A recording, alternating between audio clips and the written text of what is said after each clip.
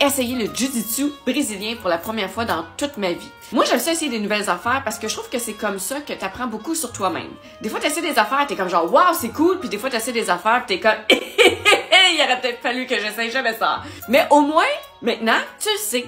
Et c'est comme ça qu'on grandit, c'est comme ça qu'on apprend à vivre sa best life. Là, je marchais sur la rue à Montréal et là, je suis tombée sur une école de jiu-jitsu qui offrait 2 cours gratuits.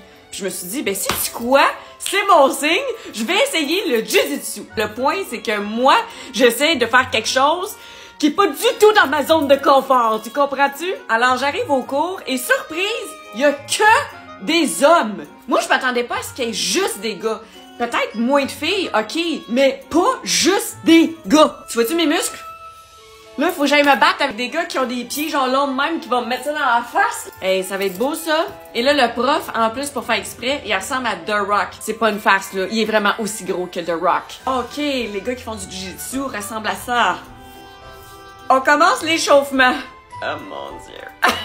L'humiliation totale. Je retournais au secondaire. L'exercice, là, c'était ça. C'était genre une espèce de squat.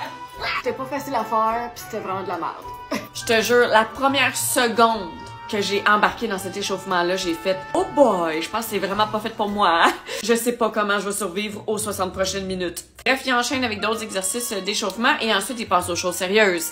Il nous montre les techniques de jiu-jitsu. C'est quand même des techniques pour débutants, mais n'empêche, c'est pas facile quand même. Mais heureusement, le prof avait une assistante, c'était sa blonde. Elle était d'une gentillesse incroyable et sais-tu quoi? J'ai vraiment aimé ça me battre avec elle. C'était vraiment le fun! Elle me disait que depuis qu'elle avait commencé le jiu-jitsu, elle se sentait tellement confiante. Elle était comme, moi, je peux battre des culs. Fait que juste de savoir ça, j'ai fait comme, ah, ça a l'air tellement nice le jiu-jitsu finalement. Il va juste falloir que je fasse des échauffements à la maison pour m'habituer, là, parce que... Puis la fille, là, est rendue ceinture bleue. Puis pour se pratiquer, elle se bat avec qui, vous pensez? Avec son chum qui ressemble à The Rock. Imaginez, là, elle mesure quoi? 5 pieds 8 et elle doit peser à peu près 140 livres maximum, là. Puis elle se bat avec The Rock à la maison. Quand il faisait des démonstrations en classe, là, il avait pas l'air de se laisser ben de chance, je vous dirais, là. Il apprendait pas mal. Elle se promène sur la rue, là, puis elle sait qu'elle peut botter tous les culs de tous les hommes qu'elle croise. Donc c'est ça, sortir de sa zone de confort. Même si à la première minute, j'ai vraiment pas apprécié l'expérience, je retourne la semaine prochaine.